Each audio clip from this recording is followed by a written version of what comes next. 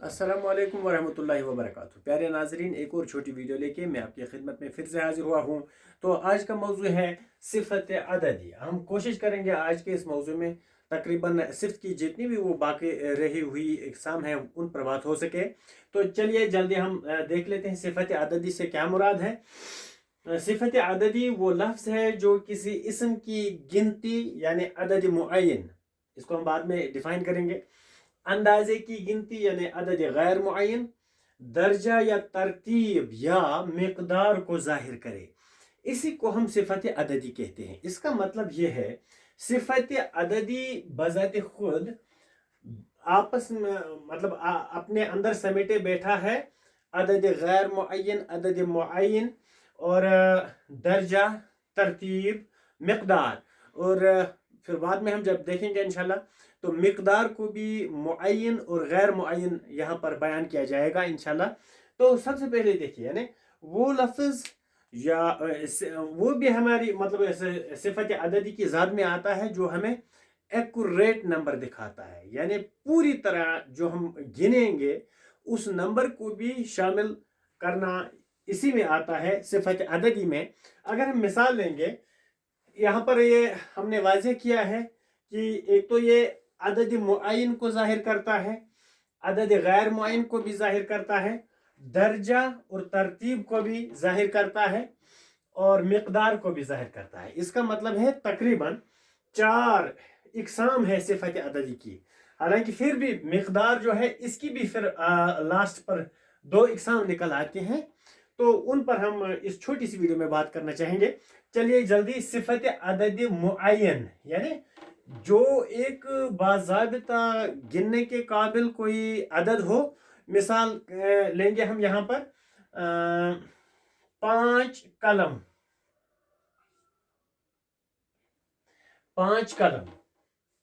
ये जो 5 यहाँ पर है यानी 5 का जो अदद है ये हमें दिखा रहा है ये इसम जो है कलम, लेकिन ये इसका वस्फ बनता है 5। 5 कलम तो ये 6 मतलब हमारे पास एक पुख्ता अदद है। तो यहाँ पर हमें जो ये अदद है और मुअय्यन अदद है पूरा बराबर बिल्कुल, जिसको हम न तो कम न तो ज्यादा कह सकते हैं। 5 मीनस 5, 5 का मतलब 5, 4 का मतलब 4, 10 का मतलब 10, 100 का मतलब 100।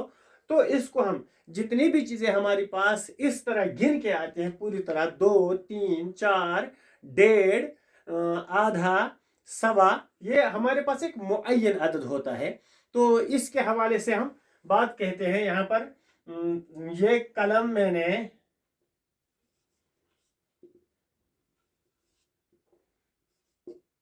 10 रुपए में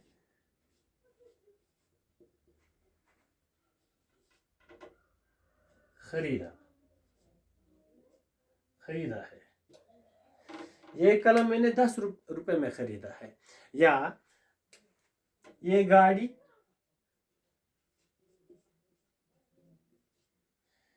4 लाख की है।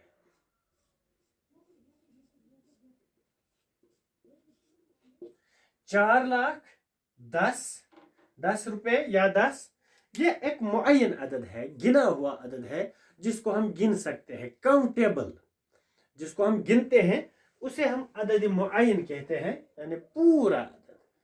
इसके बाद दूसरी बात है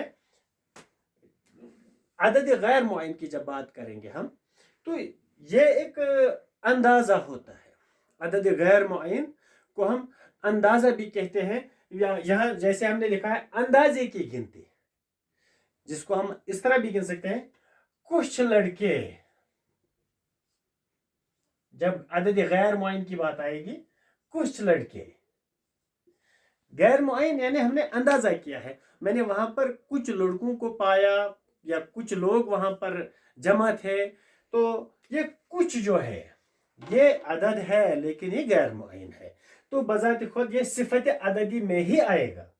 कुछ भी सिफत अददी में ही आएगा और बजाते खुद कुछ भी एक सिफ्त है। और कुछ लड़के, कुछ लड़कियां, कुछ लोग, या आप इसी तरह कह सकते हैं कई लोग, कई लोग वहां सड़क पर आपस में झगड़ रहे थे, कई लोग। तो लफ्ज कुछ हो, कई हो। या इसी तरह हमारे पास एक और लफ्ज है चांद। इस किताब के चंद अवराक मैंने पढ़े हैं। तो चांद इस चीज पर दलील करता है कि ये कुछ गिना चुना नहीं, ना तो आप कह सकते हैं 15, ना तो आप कह सकते हैं 100, ना तो आप कह सकते हैं 2, ना तो आप 12। ये कोई मुअय्यन आदत नहीं है। चांद यानी ना तो आपको खुद वो मालूम है कितने हैं, हालांकि एक छोटी सी अपनी मिकदार बताई, एक किस्म की एक तादाद बताई, तो इस को हम अददी गैर मुअय्यन कहते हैं। तो अब हमें क्या मालूम हो रहा है यहाँ पर कि चांद हो, कई हो, कुछ हो, ये भी अदद है, लेकिन ये भी एक अदद में के दायरे में आते हैं, लेकिन उनको हम अदद गैर मुअय्यन कहते हैं।